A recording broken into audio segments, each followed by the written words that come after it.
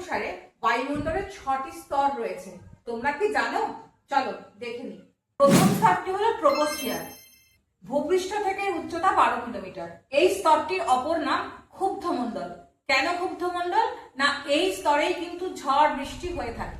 দ্বিতীয় স্তরটি হলো স্ট্র্যাটোস্ফিয়ার। এই স্তরটির উচ্চতা হলো 12 থেকে 50 কিলোমিটার। এই স্তরটির অপর নাম হলো শান্তমণ্ডল।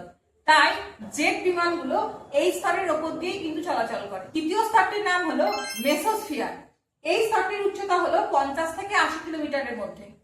এই স্তরটার বিশেষ বৈশিষ্ট্য হলো যে উল্কাপিণ্ডগুলো পৃথিবীর দিকে ছুটে আসে, সেই উল্কাপিণ্ডগুলো এই স্তরে এসে পুড়ে ছাই হয়ে যায়। 4 নম্বর স্তরটি হলো থার্মোস্ফিয়ার বা আয়োনোস্ফিয়ার। এই স্তরটির উচ্চতা হলো 80 থেকে 600 কিলোমিটার। এই স্তরের দুটি বিশেষ বৈশিষ্ট্য হলো এই স্তরেই কিন্তু সুমেরু প্রভা এবং কুমেরু প্রভা নামে দুটি মেরু জ্যোতির সৃষ্টি হয়েছে।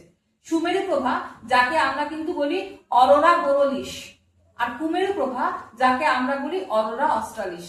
আর একটি বৈশিষ্ট্য হলো বেতার তরঙ্গগুলি এই স্তরে প্রতিফলিত হয়ে পৃথিবীতে আসে।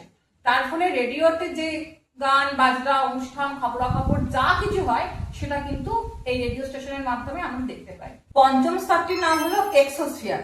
এই স্তরটির উচ্চতা কত? 600 থেকে 1500 কিলোমিটার। এই স্তরের বিশেষ বৈশিষ্ট্য হলো বায়বীয় কণাগুলি এই স্তর থেকে মহাশূন্যে বিলীন হয়ে যায়। ষষ্ঠ স্তরটির নাম হলো ম্যাগনেটোস্ফিয়ার বা চৌম্বক মণ্ডল।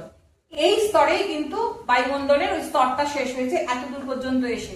এই স্তরের উচ্চতা 1500 থেকে 10,000 কিলোমিটার। ইলেকট্রন এবং প্রোটনের প্রভাবে এই স্তরে একটি স্থায়ী চুম্বক ক্ষেত্র সৃষ্টি হয়েছে, সেই জন্য এই স্তরটার অপর নাম চৌম্বক মণ্ডল।